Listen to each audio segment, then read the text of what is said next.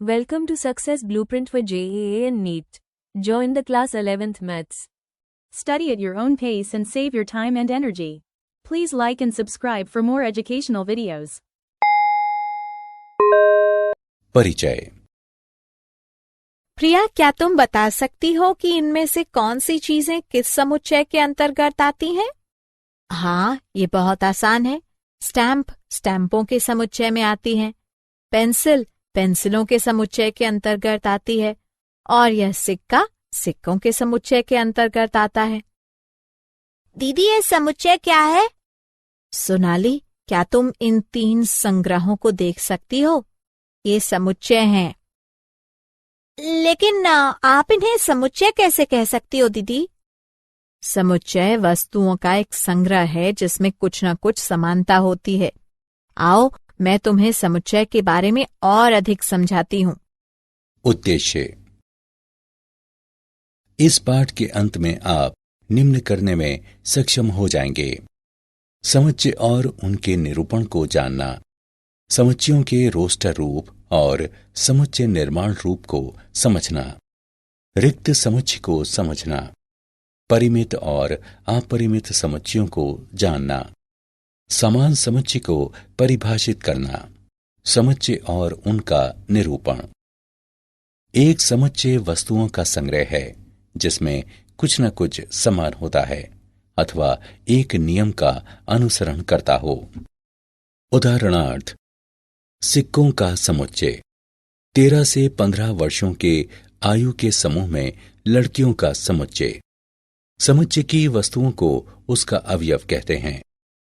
समुच्चय के निरूपण के लिए मंझले कोष्ठक का उपयोग किया जाता है और अवयवों को एक दूसरे से अर्धविराम द्वारा पृथक किया जाता है। अतः बाहरी पहनावे का समुच्चय होगा। ए बराबर कोट, टोपी, स्कार्फ, दस्ताने, जूते, जहां ए समुच्चय का नाम है तथा कोष्ठक ये दर्शाता है कि उनके बीच लिखी हुई वस्तुएं समुच्चय के अंतर्गत आती हैं। इस प्रकार एक समुच्चय को अलग अलग वस्तुओं के एक संग्रह के रूप में परिभाषित किया गया है। समुच्चयों का निरूपण। समुच्चयों को साधारणतः अंग्रेजी वर्णमाला के बड़े अक्षरों से प्रदर्शित किया जाता है। एक समुच्चय के अवयवों को साधारणतः अंग्रेजी वर्णमाला के छोटे अक्षरों द्वारा प्रदर्शित किया जाता है। एक समुच्चय के लिए वस्तुएं, अवयव तथा सदस्य पर्यायवाची पद हैं। उदाहरणार्थ, कैपिटल ए एक समुच्चय है और ए उसमें एक अवयव है। अर्थात जब हम कहते हैं कि एक अवयव ए एक समुच्चय है, कैपिटल ए के अंतर्गत है, तब हम इसे प्रदर्शित करने के लिए ग्रीक प्रतीक एप्सिलॉन का उपयोग करते हैं। एप्सिलॉन वाक्यांश के अंतर्गत आता है, इसको निर्दिष्ट करता है। तथा अगर एक समुच्चय के भीतर कुछ ना हो तब हम इस प्रतीक का उपयोग करते हैं, तो इसका मतलब है से संबंधित नहीं है। उदाहरण, समुच्चय कैपिटल ए है 1 2 3। आप देख सकते हैं कि 1 कैपिटल ए के अंतर्गत आता है जबकि 5 कैपिटल ए के अंतर्गत नहीं आता। गणित में कुछ समान समुच्चय निम्न हैं। समुच्चयों के निरूपण की विधियां। एक समुच्चय को निरूपित करने की 2 विधियां हैं: रोस्टर या सारणीबद्ध पद्धति और समुच्चय निर्माण पद्धति। रोस्टर पद्धति। रोस्टर पद्धति समुच्चय के सभी अवयवों की सूची है। अवयवों को अर्धविराम द्वारा पृथक किया जाता है तथा मंझले कोष्ठक के भीतर लिखा जाता है। मंझला कोष्ठक ये सूचित करने के लिए लगाया जाता है कि इनके बीच लिखे गए अवयव उस समुच्चय के अंतर्गत आते हैं। आओ किसी समुच्चय को रोस्टर पद्धति में प्रदर्शित करने के कुछ उदाहरण देखते हैं। आर बराबर ए, ई, आई, ओ, यू। जी बराबर 0 1 2 3 4 5 6 7 8 9। टी बराबर सोमवार, मंगलवार, बुधवार, गुरुवार, शुक्रवार। समुच्चय निर्माण पद्धति एक सामान्य पद्धति है जिसे नीचे समझाया गया है। समुच्चय निर्माण पद्धति में अनुलंब पट्टी को हमेशा इस तरह है कि के रूप में पढ़ा जाता है। यदि रोस्टर विधि अनुपयुक्त या अपर्याप्त हो तो अधिकांशतः समुच्चय निर्माण पद्धति का उपयोग किया जाता है। उदाहरणार्थ, x इस तरह है कि x 6 से छोटा है और x जो कि एक गणनीय संख्या है सभी 6 से छोटी गणनीय संख्याओं का एक समुच्चय है। नोट करें कि 1, 2, 3, 4, 5 की तरह ये समान समुच्चय है। समुच्चय की रोस्टर पद्धति का उदाहरण। जब पैटर्न स्पष्ट हो तथा समुच्चय बड़ा हो तब साधारण रोस्टर पद्धति की भिन्नता में एलिप्सिस यानी न्यून पदों का उपयोग किया जाता है। 9007 के बराबर अथवा उससे छोटी विषम गणनीय संख्याओं का समुच्चय है 1, 3, 5, 7 इत्यादि 9007 तक। सभी गणनीय संख्याओं के समुच्चय को 1, 2, 3 इत्यादि से निरूपित किया जाता है। रोस्टर विधि में 7 से कम सभी सम धनात्मक पूर्णांकों के समुच्चय को 2, 4, 6 के रूप में लिखा जाता है। विषम प्राकृत संख्याओं के समुच्चय को 1, 3, 5 इत्यादि द्वारा प्रदर्शित किया जाता है। स्कूल शब्द की रचना करने वाले अक्षरों का समुच्चय है SCHOL अथवा HOLCS। यहाँ अवयवों के क्रम को किसी भी प्रकार लिखा जा सकता है। समुच्चय की समुच्चय निर्माण पद्धति का उदाहरण।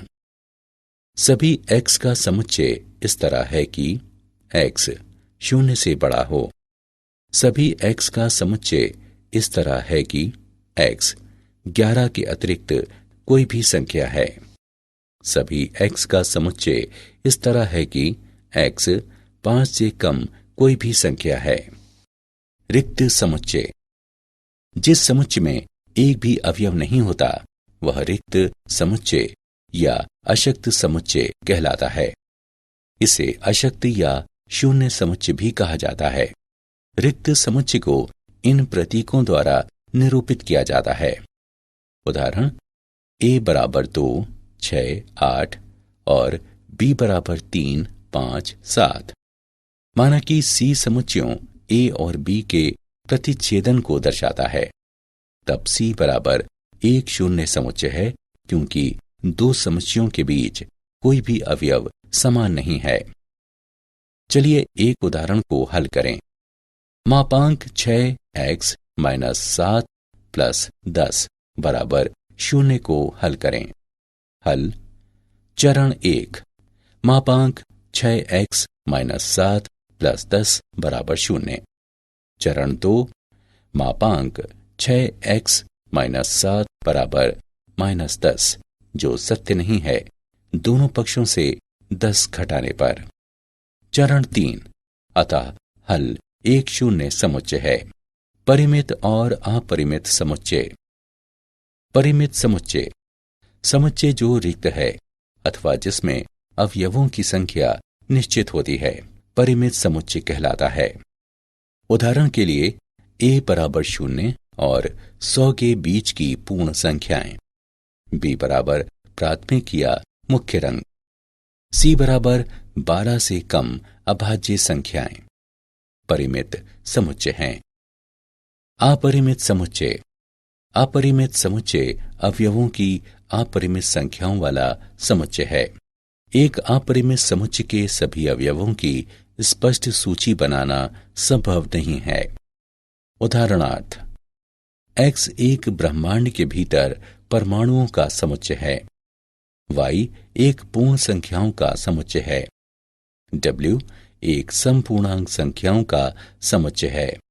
अपरिमित समुच्चय हैं। समान और असमान समुच्चय। दो समुच्चय p और q समान कहलाते हैं यदि उनमें वास्तव में समान अवयव हों तथा हम p बराबर q लिखते हैं।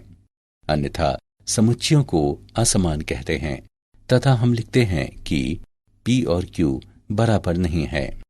समान समुच्चय का उदाहरण, समुच्चय A बराबर 3, 4, 6 और B बराबर 6, 3, 4 बराबर हैं क्योंकि उनके अवयव समान हैं। यदि समुच्चय के एक या एक से अधिक अवयवों को दोहराया जाता है तो समुच्चय बदलता नहीं है।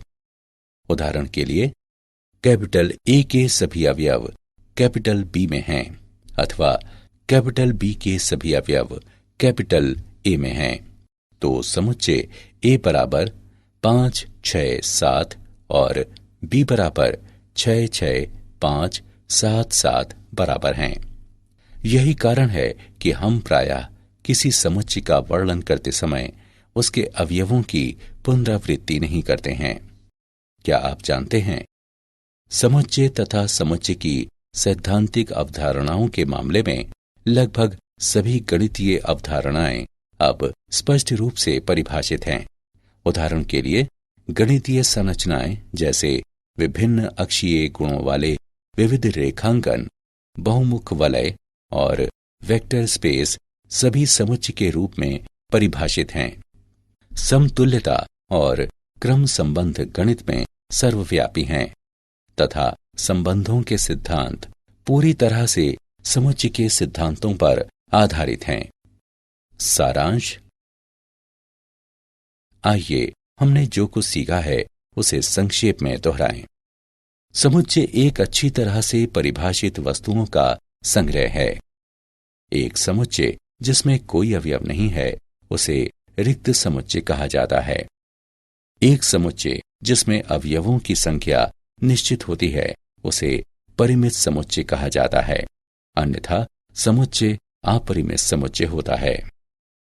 For chapter-wise notes, MCQs and mind maps, please visit www.success.org.in or use free mobile app. Please subscribe and like for more education videos. Thank you.